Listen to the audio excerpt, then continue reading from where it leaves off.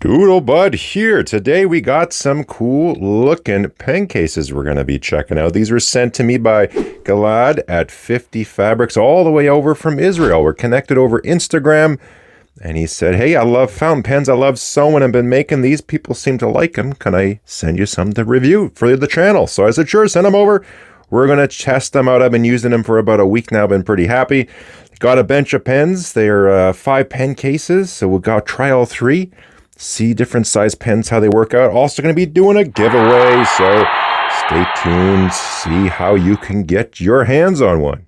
You know, I've been very surprised at just how good of a tool Instagram is for connecting people all around the world. I thought it was the main cause of selfie-related deaths, you know, people falling into the Grand Canyon trying to take a picture of themselves. And that is true, but also it's a great tool for just connecting like minds all around the world. And so thanks again to Gilad at FiftyFabrics for sending these my way to review and check out. So he makes these himself. He says about 10 a week or so, but he's got some cool fabrics. These are 4-layered. So on the outside, as you can see here, you got your nice fancy fabric there. And then the next layer inside, there is a felt layer sandwiched in between to give some nice cushion.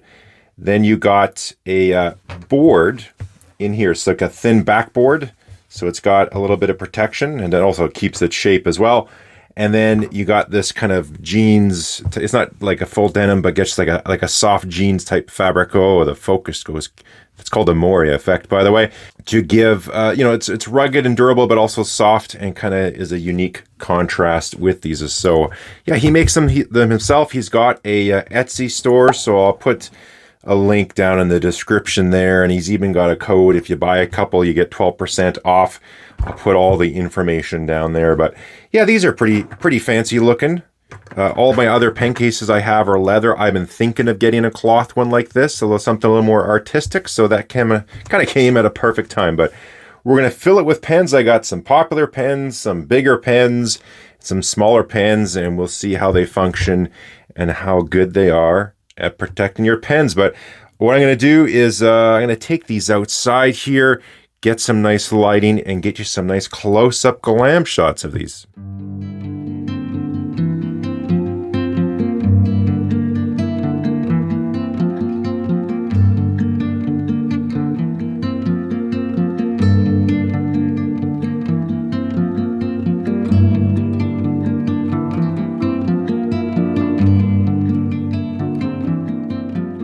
So the first case up, this pattern is called Orange Waves, and you can see it looks like orange waves. And so for this one, the pen sizes we're going to test out here are some very kind of popular pens. So first up, we have the ever so popular, a lot of times first pen for people, TWSBI Eco.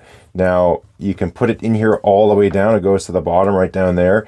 You could also clip it to really make sure it's secure. So you can go on there and slide it down. You do have to sort of just hold it a little bit, because if you don't hold the sides, it will sort of bunch a little bit, but you get the technique down. So you can either slip it in there or clip it on like that just to make sure it's extra secure. Next up, this is a Lamy LX, but you know, the same as I say, a Safari, very popular pen. Such a nice design feature on that clip. Look at that, just slips on there, no problem. Oh, we don't want to go on the outside. There you go there. So you're in there. We have a Visconti Rembrandt that can fit in there. We'll just put it in there without the clip just to show you that. We got a Lamy 2000. Slide that in there too. Put the clip over top. And then the Pilot Metropolitan. There we go. And you can see some of them, depending on the stiffness of the clip, you can see that Pilot Metropolitan just slipped on all on its own. And there you have it. So nothing sticking out. We got plenty of room. You can fold this in here nice and easy and put it... trying to do this around the camera. There we go. Put it in your bag. Take it with you. Looks quite sharp. Pop it open. Folds back all nicely like that too. So yeah, holds these pens just fine. Nothing's too snug together. You can take pens out of there easy peasy.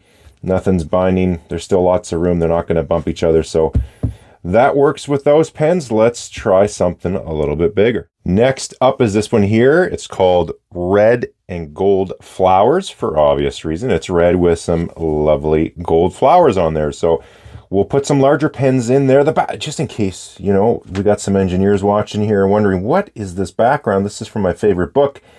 I needed to look up thermal expansion coefficients, especially for Invar, because it's important. It's a super interesting alloy. Has, you know, when you heat metals, they expand. Well, some, depending what you do, not so much. This stuff, Invar, when you heat it up, that is the same expansion coefficient as glass, like borosilicate glass. So a metal has the same expansion coefficient. Anyways, that's a little drop of a hint of something I'm working on in the background. But anywho, so first up, we got some bigger pens. My newly favorited Visconti Homo Sapien, now that it's back from the skilled hands of Mark Bacchus. It can slip in like so, or slip the clip over. This is coincidentally, as a byproduct of this video, sort of a clip test to see which clip designs work so well on slipping things in there. So now we got the Mont Blanc 149. Let's see on its own. No, it's got a, yeah, it's a fairly stiff clip, but a little grab, you slide over there, no problem. And it also fits in there. Is it? That's what. Yeah, okay, it fits in there. This one thing, like if you got really big pens, I haven't had any issues with these ones, but I have like one giant one, my Kiwi pens, the super humongous pen that I have. That one just won't fit in here. It's just way too big. Next up, we got a narwhal piston filler here. This is the Peter Draw Special. Oh, I'm trying to look. There we go. Working around the camera here. Fits in there, nice length. Let's see how this clip. This is a stiff clip. Yeah, you know, there's a little comment on the clip. I didn't try clipping. That's a tricky clip to clip. A little bit, the contour there's tough to get my fingers on it. Then we got the Pilot 823. Let's see how this one does. The ball, yeah, not quite getting it. That's okay. You can slip over top as well. It's a fairly stiff one, but that works out pretty good. And now we got the Opus, is it Opus 88 or the Omar 80? It's the Opus 88 Omar. I believe that's how it goes. So this is a pretty big pen, and it still fits down in there as well. Let's just see how the lid is, the cover with closing it up. Yep, we can still fit some pretty large pens in there, no problem. There you go. Tuck it in there, and our pens are nice and secure. So that's definitely one thing. Like if you're just working on the desk, I would say you can just slide them in there like that, no problem.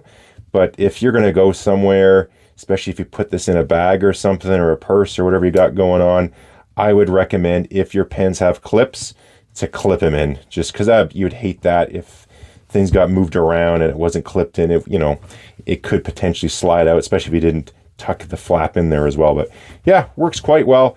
Easy to get to with all those pens, the previous ones and these ones. So you can get in there. You can leave them out a little bit too if you're working with them on your desk. What I'm going to do now is go, what if they're short pens? So we're going to do some short pens. And the last one we got here is appropriately named Koi Fish. So it's got lots of cool colors in there as well. There is another one. He has Blue Waves. If you go onto his Etsy store there, again, link will be in the description, but he's all sold out of that one. But these are the 3 patterns that he's currently got that remains. And of course, he could change patterns over time. But for this one, I thought I'd do some shorter pens and also test some more clips. I'm kind of curious how this goes. So here we got that vintage 1930s Parker Dual Fold Senior that I restored. I absolutely love this pen. It can fit all the way down in there. So that's one thing. You know, if you put it all the way down, you don't put the clip on, your pen kind of vanishes.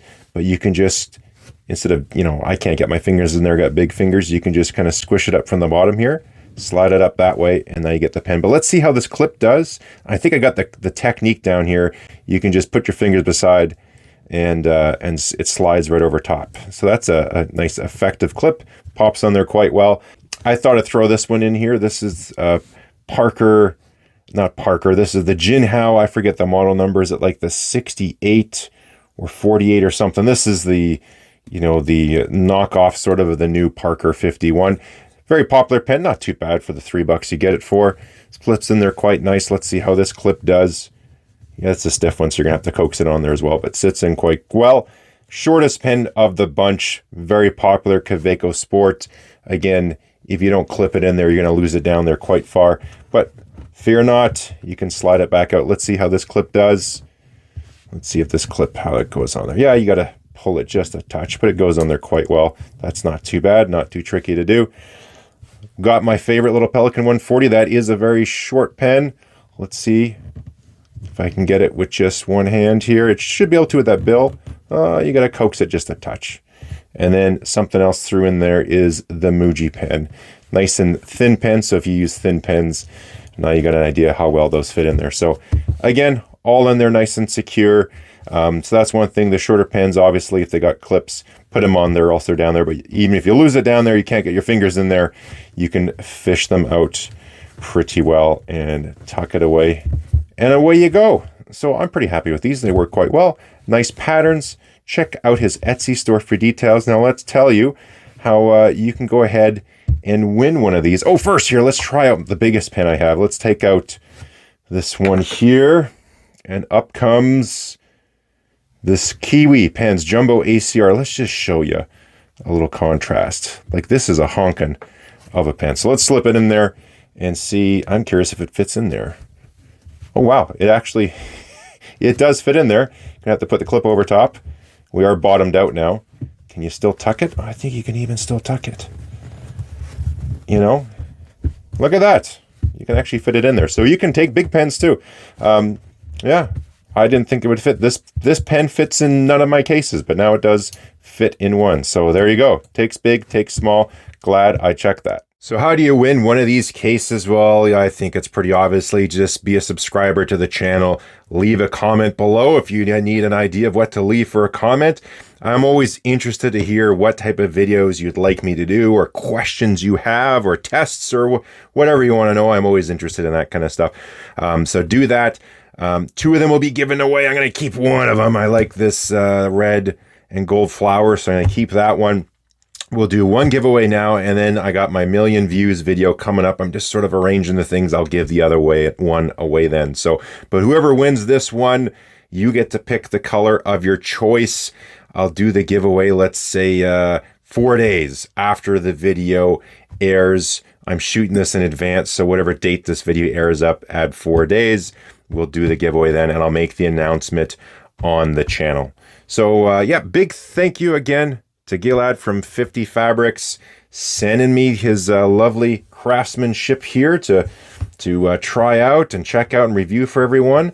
I think, yeah, they're quite well made. I don't know much about sewing, so I can't tell a good sewing job from a bad one, but I don't see any problems on here. There's no, you know, threads sticking. You know, when you get a shirt and stuff like that, there's extra threads kicking around. You got to trim them or they snag.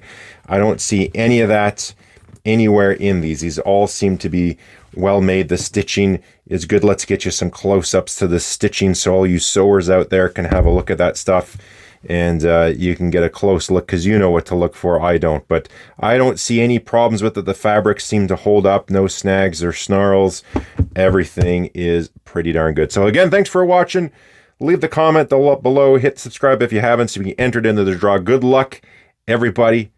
And thanks for watching. We'll catch you next time. And a quick little thing before I go to any of you engineers out there who check out my videos. I get a bit of an engineering audience. I'm going to post a video all about Flexures. If you don't know what they are, they're super cool. This video is going to be a video from a good friend of mine, Dan Gilbert, who did one as part of his prototyping series. I actually got him to sign my book when I recently sat down with him because I love this book, and Dan's the man. So he does a wicked video on Flexures. If you don't know what these things are and you're curious, check out his video as well. See you next one.